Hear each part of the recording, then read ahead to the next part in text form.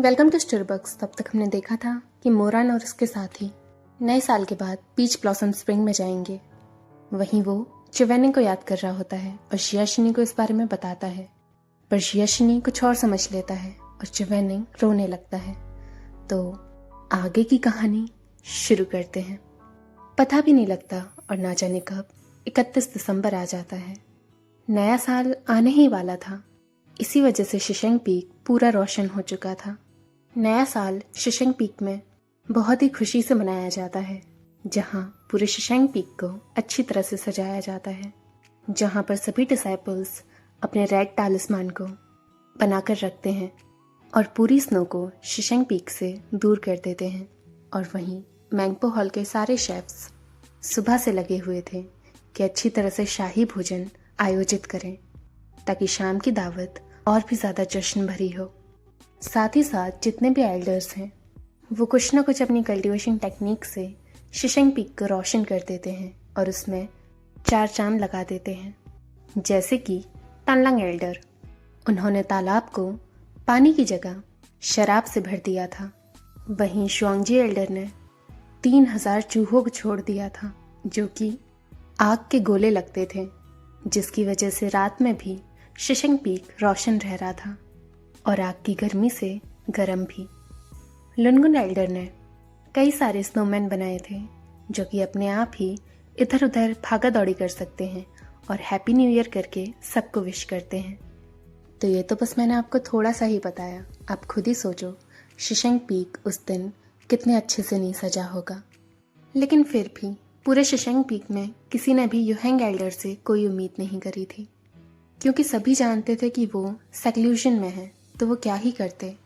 और उन्हें ये भी उम्मीद नहीं थी कि युहेंग एल्डर नए साल के जश्न में उपस्थित भी होंगे। वहीं शुमेंग खिड़की के किनारे खड़ा हुआ था और अपनी ही सोच में डूबा हुआ था और वो बोलता है, हम बस शिशंग पीक में आज तक ही हैं। ऐसा लगता है कि हम शिजुन से नहीं मिल पाएंगे। मुझे समझ नहीं आ रहा आखिर वो कर क्या रहे हैं। मुरन बोलता है, वो ज़रूर कल्टीवेटिंग कर रहे होंगे और अपना एप्पल खाने लगता है।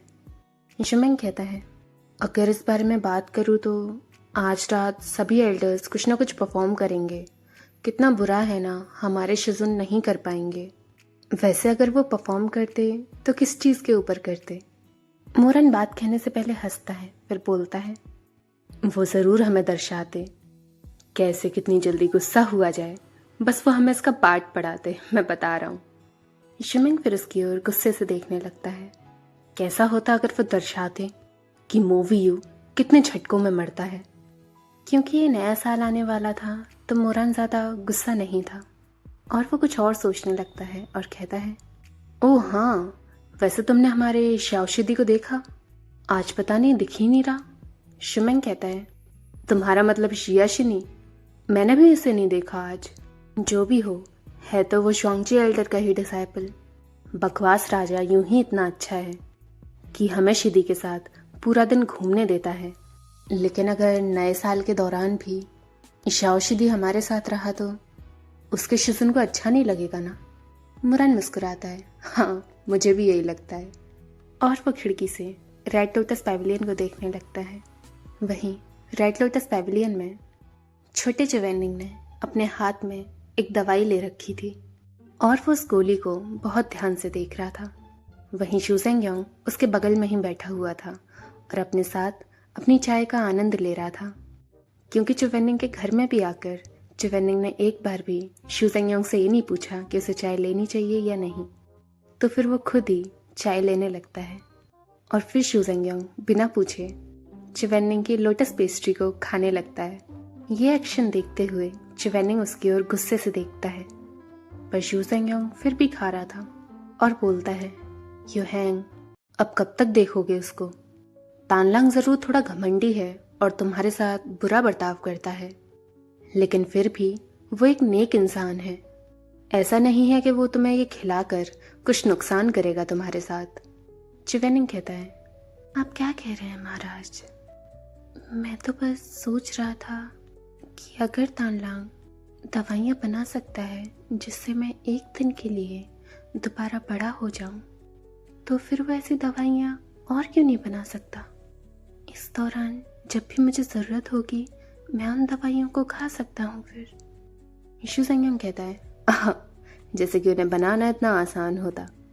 इस दवाई को बनाने में जो सामान लगता है वो इतनी आसानी से मिल नहीं सकता। तानलांग के पास जितना भी था उससे उसने 3 गोलियां बना ली, और ऊपर से तुम बस 1 दिन के लिए ही ठीक हो सकते हो। चिवेनिंग कहता है, मैं समझा, और वो सोच में पड़ जाता है। तो ये ऐसा है, कृपया उनको मेरा शुक्रिया अदा कर दीजिएगा। यीशु संयम ये सुनकर हंसता है, वैसे सच कहूँ तो तुम दोनों एक से ही हो, अपने शब्दों में कड़वे लेकिन दिल से दोनों ही साफ हो। तभी चिवेनिंग उसकी ओर गुस्से से देखने लगता है कि इतनी बड़ी तौहीन उसकी कैसे कर दी शुसेंगयोंग ने, और वो खुद के लिए चाय भरने लगता है और चाय के साथ उस दवाई को खा लेता है। वहीं शुसेंगयोंग एक और लोटस पेस्ट्री को उठाने वाला था, लेकिन तभी चिवेनिंग उसका हाथ पकड़ता है और उसको रोकता है। शुसेंगयोंग पूछता है, क्या? और हमारे महाराज निराश हो जाते हैं। चिवेनिंग कहता है, मेरी है, और शुसेंगयोंग खामोश हो जाता है। और अब रात का समय हो चुका था। शिशेंग पीक के सारे डिसाइपल्स मैंगपो हॉल में उपस्थित थे। शिशेंग पीक की प्रथा है कि सभी एल्डर्स अपने डिसाइपल्स को लेकर डम्पलिंग्स बनाते हैं। वहीं सारे स्नोमैन्स और वो छोटे आग के गोले जैसे दिखने वाले चूहे नमक, रेड पेपर पाउडर, डो और बाकी इंग्रेडिएंट्स उनको दे रहे होते हैं। सारी टेबल्स चहल पहल से भरी हुई थी और वहां हंसने की खूब आवाज आ रही थी, लेकिन केवल युहेंग एल्डर की ही टेबल थी जहां पर कोई कुछ नहीं कह रहा था। आखिर कहता भी कैसे? सब डिसाइपल्स वहां पर थे, लेकिन उनका मास्टर वो वहां नहीं था। शुमेंग फिर बाकी लोगों की ओर देखने लगता है और फिर निराश होकर कहता है, मुझे शिजुन की याद आ रही है। शिमी कहता है, कुछ दिन पहले शिजुन ने हमें एक खत दिया था ना, उन्होंने हमें बोला था कि ये नई साल को अच्छे से मनाएं हम, और पीच ब्लॉसम स्प्रिंग में जाके जितना हो सके उतना परिश्रम करें, और जैसे ही वो सेक्लूशन से बाहर आएंगे वो सीधा हमसे पीच ब्लॉसम स्प्रिंग में मिलने आएंगे। शिमेंग कहता है, उन्होंने ये कहा था, पर आखिर वो कब सेक्लूशन से आएंगे और कितना समय लगेगा? शिमेंग सही में बहुत उदास था और मेन गेट की ओर देखे जा रहा था कि क्या पता उसके शिजुन अभी आ जाए। और जैसे ही इस बार वो मेन गेट की ओर देखता है, उसकी आंखें फटी की फटी रह जाती हैं। उसका चेहरा जो कि पीला पड़ा हुआ था वापस उसमें रंग भर आता है, और वापस खोई हुई आंखों की चमक उसके वापस आ जाती है, और वह एक्साइटेड होके कहता है, वो वहां पे आ गए। मोरान को लगता है कि शुआंगजी एल्डर ने जरूर कोई बीस्ट बनाया होगा, जिसे देख शुबेंग चौंक गया है और इसी वजह से वो ओवर रिएक्ट कर रहा है। इसीलिए मोरान हंसने लगता है, क्या आ गया? जरा खुद की शक्ल तो देखो, ऐसा लग रहा है जैसे तुमने कोई भगवान वगैरह देख लिया हो। आखिर ऐसा सरप्राइज होने वाली बात क्या? और जैसे ही वो मेन गेट की ओर देखता है, वो भी उतना ही सरप्राइज हो जाता है, और जो बात वो कह रहा था उसे पूरी नहीं कह पाता। वहां उस मेन गेट पर सफेद कपड़ों में एक शख्स खड़ा हुआ था, जिसने ऊपर लाल कोट पहना हुआ था।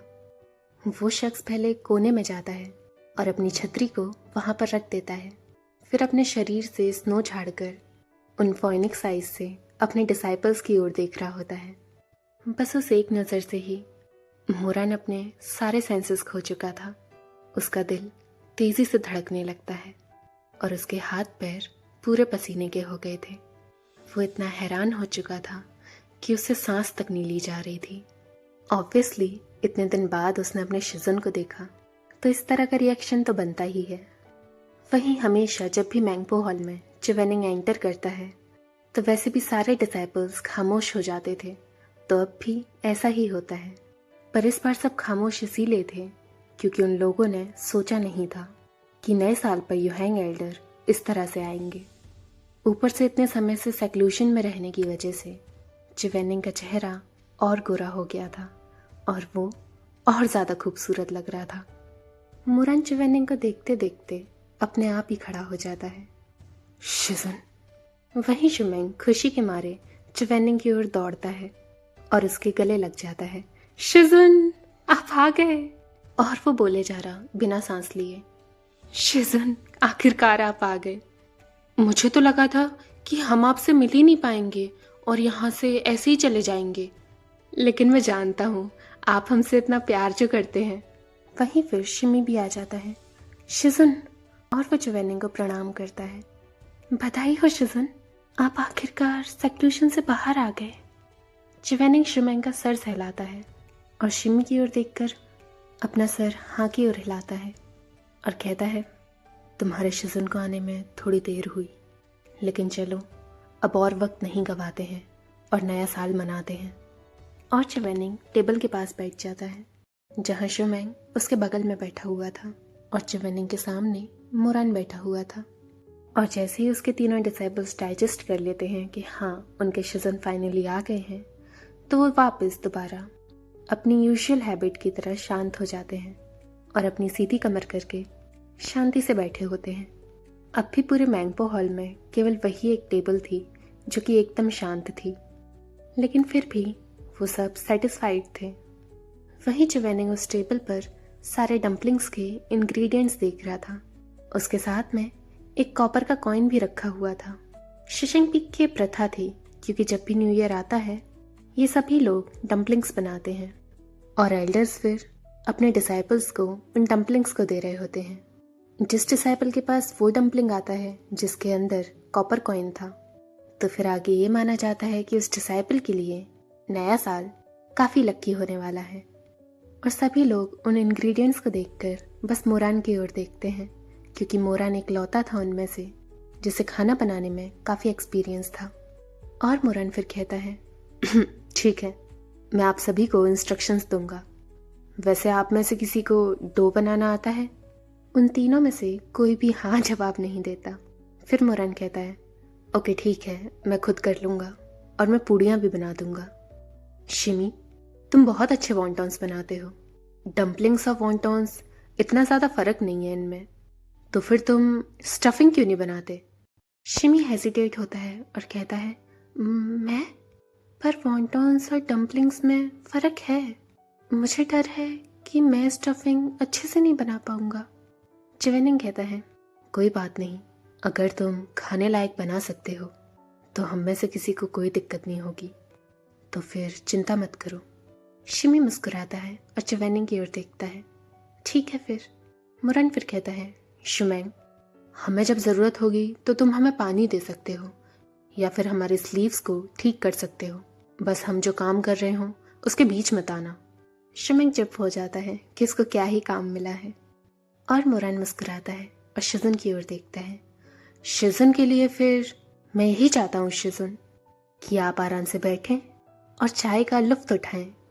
चिवेनिंग कोल्डली कहता है, मैं डम्पलिंग्स का शेप दूंगा। मोरान को लगता है जैसे उसने कुछ गलत सुना।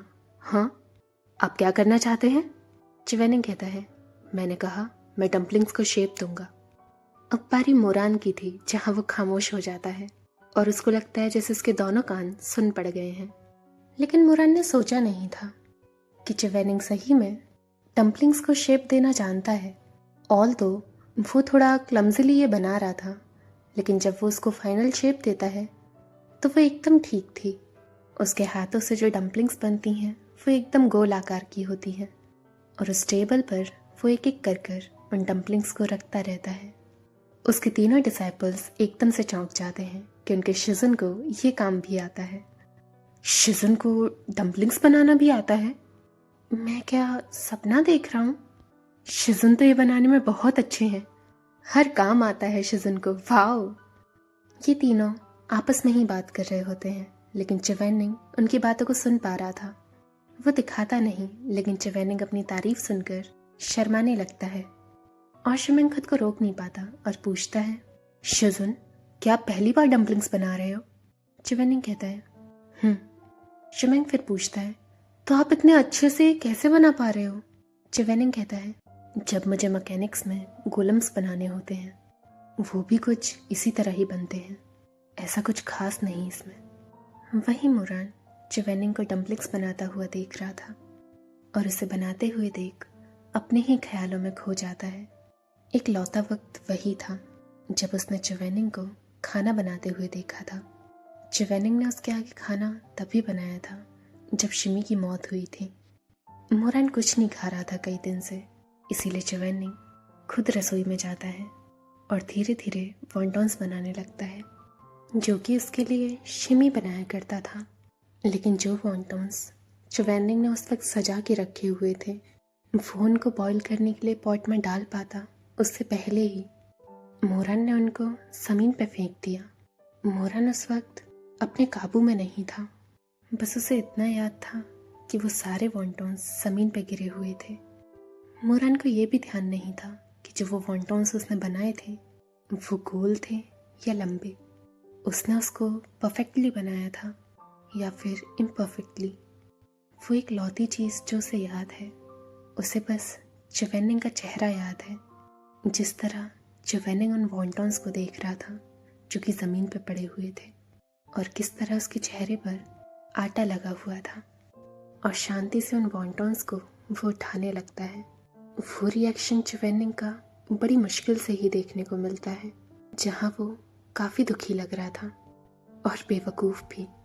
मोरान को उस दौरान लगा था कि इस एक्शन से चिवेनिंग उस पर गुस्सा करेगा, लेकिन वो सब करने के बजाय वो खुद झुककर एक एक कर उस वॉन्टॉन्स को उठाता है और खुद ही डस्टबिन में डाल देता है। अब मोरान सोचे तो उसके मन में ख्याल आता है कि ना जाने उस वक्त चिवेनिंग के दिमाग में क्या आया होगा और उसे कैसा लग रहा होगा। मोरान ने पहले कभी इस चीज़ पर विचार नहीं करा था और ना ही इस बारे में वो सोचना चाहता था।